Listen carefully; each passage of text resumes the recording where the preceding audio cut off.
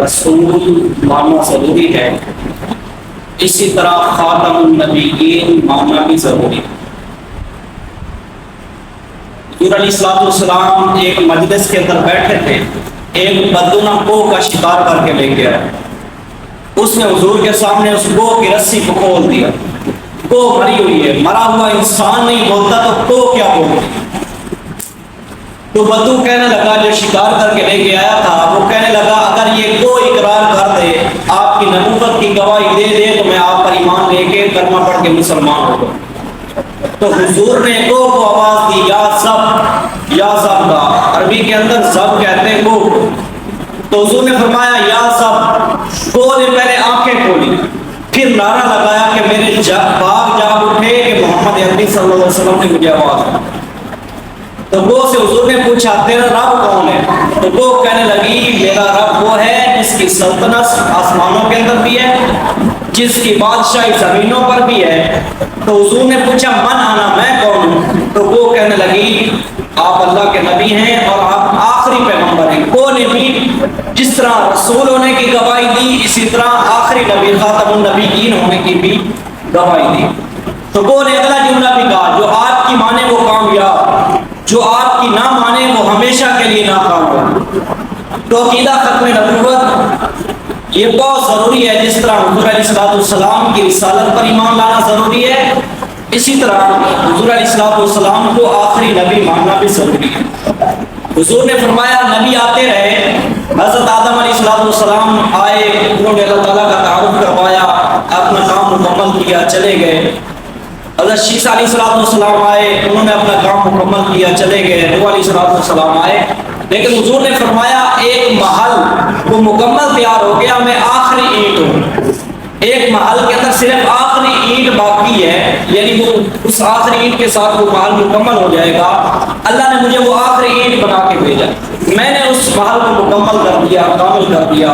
حضور نے فرمایا انا خاتم النبیین، میں اللہ کا آخری نبی ہوں، میرے بعد کوئی پیغمبر نہیں ہے، میں اللہ کا آخری رسول۔ ہاں میرے بعد 30 جھوٹے کذاب آئیں گے جو نبوت کا دعویٰ کریں گے، نبوت کا اعلان کریں گے، لیکن وہ جھوٹے ہوں گے، وہ کذاب ہوں گے، وہ دجال ہوں گے۔ اور آپ نے حضرت عمر کے بارے میں فرمایا لو کان بعدی نبی لکان عمر، اگر میرے بعد کوئی نبی ہوتا، نبی ہے کوئی نہیں، اگر میرے بعد کوئی نبی ہوتا تو عمر کے اندر وہ صفات پائی جاتی ہیں کہ میرے بعد عمر نبی ہوتا۔ لو کان بعدی نبی لکان عمر، میرے بعد اگر نبی ہوتا تو عمر نبی ہوتا۔ تو عقیدہ ختم نبوت کو الحمدللہ ایک وقت تھا قادیانیوں کو کھلی اجازت تھی اپنی تبلیغ کرنے کی، لیکن علماء کرام کو ہم سلام پیش کرتے ہیں، اور ان طالب علموں کو جنہوں نے اپنی جان کے نذرانے پیش کیے۔ ایک ٹرین کے اندر 10,000 بچوں کو شہید کر دیا گیا، اور اسی طرح سید عطا اللہ شاہ بخاری رحمۃ اللہ علیہ فرمایا کرتے تھے کہ میری آدھی زندگی ریل میں گزری اور آدھی زندگی میری جیل میں گزری عقیدہ ختم نبوت کی خاطر۔ ہمارے پیر و مرشد خواجہ خان محمد صاحب رحمۃ اللہ علیہ، انہوں نے بھی ساری زندگی اپنی ختم نبوت کی خاطر گزاری۔ علماء کرام نے قربانی دی، اپنی جان کی قربانی دی، اپنے وقت کی قربانی دی، اب عقیدہ ختم نبوت کو لوگوں کے سامنے اجاگر کیا، اور انہوں نے قادیانیوں کو کافر قرار دلوایا۔ آئین کے اندر لکھا ہوا ہے کہ قادیانی جس طرح ہم نیا مکان بنائے نا، نیا گھر بنائے تو اوپر بسم اللہ لکھ دیتے ہیں یا ماشاءاللہ لکھ دیتے ہیں، قادیانیوں کو یہ اجازت نہیں ہے، نہ اپنے گھر کے باہر وہ بسم اللہ لکھ سکتے ہیں نہ ماشاءاللہ لکھ سکتے ہیں۔ اور اسی طرح وہ لا الہ الا اللہ محمد رسول اللہ، وہ محمد سے مراد معاذ اللہ وہ قادیانی کو مراد لیتے ہیں۔ اگر وہ کلمہ پڑھنا چاہتے ہیں تو قادیانی پر، مرزا قادیانی پر لعنت کریں گے اور عقیدہ ختم نبوت کا اقرار کریں گے، پھر وہ مسلمان ہوں گے۔ پہلے تو یہ ڈر تھا، یہ جو ابھی کیس چل رہا تھا سپریم کورٹ کے اندر، مبارک ثانی کیس، اس کے اندر پہلے چیف جسٹس نے یہ فیصلہ دیا تھا، اس کے حق میں فیصلہ آ گیا۔ الحمدللہ ہمارے علماء کرام جس طرح پہلے انہوں نے عقیدہ ختم نبوت کی حفاظت کی، اللہ تعالیٰ نے ان سے کام لیا۔ اس دفعہ پھر قائد ملت اسلامیہ جناب حضرت مولانا فضل الرحمان صاحب دامت برکاتہ العالیہ وہ فرما رہے تھے کہ میری 72 سال زندگی ہو چکی ہے، لیکن پہلی دفعہ آج سپریم کورٹ کے اندر میں پیش ہوا، اور پیش بھی اس وجہ سے ہوا عقیدہ ختم نبوت کی خاطر پیش ہوا۔ تو الحمدللہ اس کیس کے اندر انہوں نے نظر ثانی درخواست پیش کی اور وہاں پر مسلمانوں کے حق کے اندر فیصلہ آیا۔ چیف جسٹس نے کہا اگر آپ اپنے آپ کو مسلمان شمار کرنا چاہتے ہیں تو عقیدہ ختم نبوت کا اقرار کریں، مرزا قادیانی پر لعنت کریں، پھر آپ مسلمان قرار دیے جائیں گے، ورنہ آپ غیر مسلم ہیں۔ مسلمانوں کے حق کے اندر یہ فیصلہ ہوا اور کل پورے ملک کے اندر یوم تشکر منایا گیا۔ مسلمان گھی مہنگا ہو جائے برداشت کر لیتے ہیں، چینی مہنگی کر دی جائے برداشت ہو جاتا ہے، پیٹرول مہنگا ہو جائے برداشت ہو جاتا ہے، لیکن عقیدہ ختم نبوت یہ ایسا عقیدہ ہے جس پر ہماری جانیں بھی قربان ہیں۔ جب تک حضور علیہ السلام کی ناموس کی حفاظت نہ ہو یہ ہماری زندگی بھی کسی کام کی نہیں۔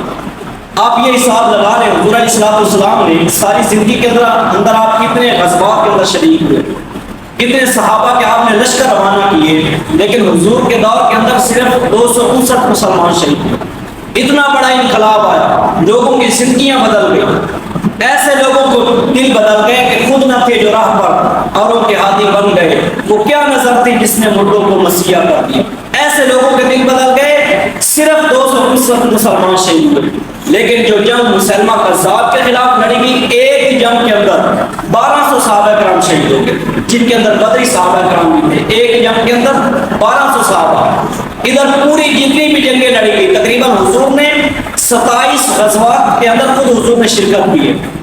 جتنی بھی جنگیں لڑی گئی 259 مسلمان شہید ہوئے، لیکن عقیدہ ختم نبوت کی خاطر ایک ہی جنگ کے اندر 1200 صحابہ کرام شہید ہو گئے، جن کے اندر 700 جو تھے وہ قاری حضرات تھے، حافظ قرآن تھے، جو اس جنگ کے اندر شہید کیے گئے۔ یہ جنگ مسلمہ کذاب کے خلاف لڑی گئی تھی اور وحشی نے مسلمہ کذاب کو جہنم واصل کیا۔ تو عقیدہ ختم نبوت اس کو سمجھنا بھی ضروری ہے۔ اللہ تعالیٰ آپ کو توفیق دے، آپ چناب نگر کے اندر جائیں، جس طرح الحمدللہ ہم نے بھی وہ کورس کیا، آپ بھی حفظ کرنے کے بعد، ناظرہ پڑھنے کے بعد، میٹر کرنے کے بعد آپ وہاں پر جائیں، آپ کو سمجھ آئے گا کہ عقیدہ ختم نبوت کتنا ضروری ہے، اس بار اس کو پڑھنا اور سمجھنا کتنا ضروری ہے آپ کو پتہ چل جائے گا۔ اگر ہم علامہ انور شاہ کشمیری رحمۃ اللہ علیہ فرمایا کرتے تھے اگر آپ عقیدہ ختم نبوت کے بارے میں کام کر رہے ہیں تو یاد رکھیں قیامت کے دن لازماً حضور علیہ السلام کی آپ کو شفاعت نصیب ہو، حضور علیہ السلام کے ہاتھ سے حوض کوثر آپ کو نصیب ہو۔ تو یہ بہت بڑا عقیدہ ہے، اس کو سمجھنا اور اس پر کام کرنا، اس پر عمل کرنا بہت زیادہ ضروری ہے۔ بس آخر میں اتنا ہی کہوں گا کہ محمد سے وفا نے تو ہم تیرے ہیں، کہ محمد سے وفا نے تو ہم تیرے ہیں، یہ جہاں چیز ہے کیا لوح قلم تیرے ہیں، وما علینا الا البلاغ۔ الحمدللہ۔